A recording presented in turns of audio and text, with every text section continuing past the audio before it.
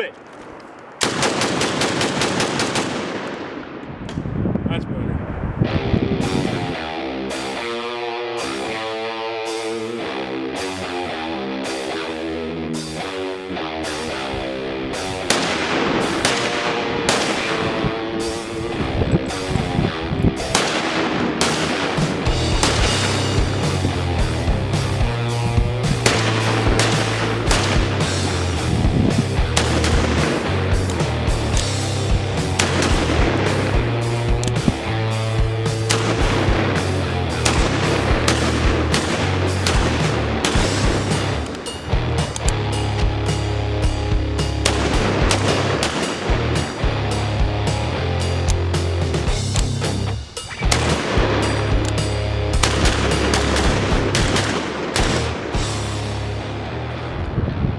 What's going on, guys? Mr. Mike's Gun Rack here. Today we're looking at the Zastava PAP M92 AK pistol and the SB47 stabilizing brace.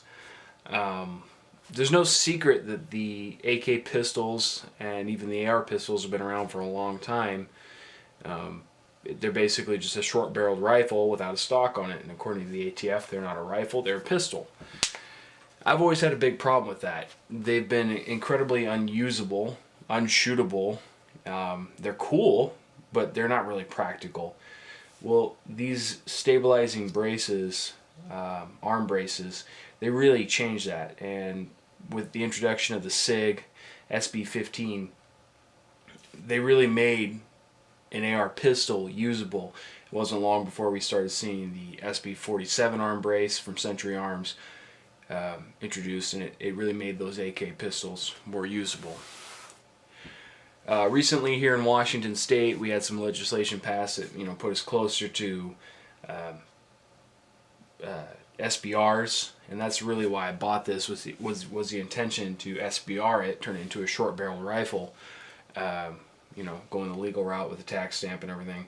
But in the meantime, I thought I'd try out one of these stabilizing braces, and I gotta tell you, they really work. They take something completely unusable, unpractical, nothing more than a fireball throwing toy really, and turn it into something really hard to use and really usable. Let's talk about the gun a little bit here before I get into the arm brace too much. Kind of some of the pros and cons about the Zastava PAP M92s, and what I like about it and what I don't like about it. Starting from the muzzle, first thing I did with it after firing it, one thing you'll notice is when you fire these, and even from that intro video, is they throw a tremendous fireball. I mean, like, if you fire this at night, you're not going to see anything but a giant sunspot. So one of the things I did initially was I bought this booster. Now, Century Arms, I think I got this one from CNC Warrior. No, I got it from 8K Builder. Excuse me. Anyways, one thing they listed as is a flash hider, but everybody knows this was designed as a booster, and I felt it kind of needed a booster. First few rounds out of this thing were kind of rough. The action was incredibly slick on it. And it's still a little bit sticky, but it's not nearly as bad as it was. I got a couple hundred rounds through it now. I went ahead and polished up the rails and the contact points on the bolt, but I had a couple failures to fully cycle. It wasn't stripping off the round out of the magazine. So what I went ahead and did was I bought this booster, and that solved that problem. Doesn't really solve the flash problem. What it does is it gets the flash out of your line of sight and lower. So you're not seeing this giant fireball as much. As you can see from the video, it's still there. Even in broad daylight, it's still there, but it doesn't blind you as bad. So that's that. Your sights are your standard, a little bit lower profile. I believe they're lower profile than standard sights, AK sights that is. And you have your hinged top cover, kind of like a crank. One difference between this and a crank is this pin right here would be spring loaded, and the top cover as well. This is not spring loaded. This is just swings up, swing down. So it's very close to a crank. You have your standard AK safety. They went ahead and put a notch in it for a bolt hold open feature. you know, that is what it is. Some ranges, especially if you're going to be firing this thing at indoor range, they require you to pack the rifle in with the bolt open. You know, I don't really have that problem because, you know, I shoot outside. Standard stuff there. Your gradients on your sight are your standard 200 and 400 meters, and 400 meters is pretty optimistic with that. I went ahead on the 200 meter sight and I V'd it out a little bit to give you a broader, more flash style sight picture, and that seemed to help with the sight picture problem. These sights are, you know, typical AK sights, not very good. They're precise, but they're not easy to pick up, not easy to see. My eyes aren't the greatest, so I went ahead and V'd that out. This isn't the magazine it ships with. The magazine it ships with is a Yugoslavian, I believe, last shot hold open mag. The lip on the follower is a little taller, so it catches the bolt and holds the bolt open on the last shot. You know, that is what it is. That's cool. Those mags are actually kind of spendy. What else is it there? The grip on it is their Yugoslavian grip. As far as AK grips goes, this is probably the best standard AK grip, short of going like to an aftermarket type world. You know, nothing really too great to be said about it, but it is definitely a step up from the standard broom handle grip. It's more ergonomic. The trigger in it, because this is not a rifle, doesn't have to be 922R compliant. A lot of the 922R compliant guns have Tapco G2 triggers in them, which is a much better trigger on my other AK. That's what I have. This trigger was actually pretty terrible. I had to do some pretty significant polishing and filing to get it to a decent level. It had a lot of creep before, and it's not bad now. I lightened it up a little bit. Not really so much lighten it up, but it was to the point before where you pull it back a little bit and it'd stick there, pull it back a little more and stick there, pull it back a little bit more and stick there, and finally it'd break. It wasn't good before. Now it's usable. Part of that might have been the parkerizing on the trigger components and the hammer, and just polishing, I think, is what solved 99% of that. Getting back towards the rear of the gun, the sling swivel here, I installed that myself. I had no provisions for a sling short of this sling mount here. It's a very small little hook, or loop, excuse me, so a hook style sling works fine on it. Matter of fact, I have one of my slings here, and as you can see, you can hook it up there and run a 2-point sling on it. And back here, I just put a standard sling swivel. I drilled and tapped the arm brace back here so I could hook a sling up to it. So anyways, getting towards the arm brace. The way the arm brace attaches is, all it is a piece of flat aluminum bar stock with a notch cut in it. You don't even have to take your grip all the way off. You just loosen it, slide it on there, lock your grip back on. People have questions about how stable are these? Are they going to pull out? If you shoot this a lot, yeah, it'll pull out.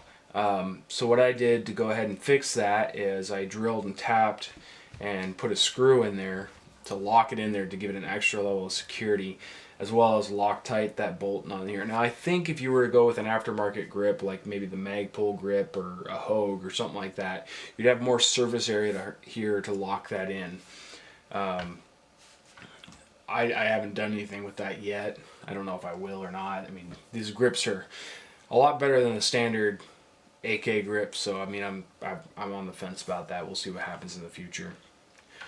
Getting back to the arm brace here, as far as length of pull goes, it's about the same as an AR-15 one click out on the stock. If that seems too short for you, it might be. I find that it works fine for me. I run my ARs one click out, so it's literally perfect for me. And another thing is with the short overall length, a shorter stock actually works better because you don't have the mass of the gun that you have to stabilize a little bit better by pulling the stock out in, you know, a different stance. You can shoot more square onto the target with this more comfortably because the weight of the gun isn't, you know, super heavy out front. Speaking of weight, the stock on the other hand is actually fairly heavy. It's a lot heavier than any bolt-on stock would be for a standard AR-15. So that's something to keep in mind. It's not unbearable, and for what you're getting, you're basically getting a paperless SBR here, so it works. The way this thing attaches to your arms is just 2 Velcro straps. You stick your arm through the hole and you go to town. I found that to be incredibly awkward, and I shot this thing the first, so many rounds I shot through it were with that thing on it. And my biceps were sore the next day, I'm not going to lie. It's a lot of weight to stabilize holding out in front of you, holding it like a pistol. I find it's much easier to just shoulder the thing and shoot it. And that's where this really shines. I mean, I think these are a revolutionary device. If you can deal with a fixed stock that's kind of heavy, you basically have a paperless SBR. As far as comfortability, I guess you would say, of shooting it, how comfortable it is, it's not bad. I mean, if you look, it looks like a stock. I mean, it's not like something sharp or pokey sticking you in the shoulder.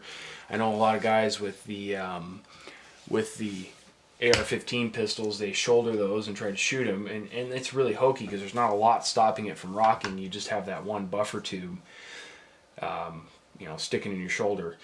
This is a lot better than that. This is, honestly, from shouldering it and firing it that way, I can't tell a whole lot of a difference from shouldering it and firing it. As far as this raised plastic area, that was one of my concerns.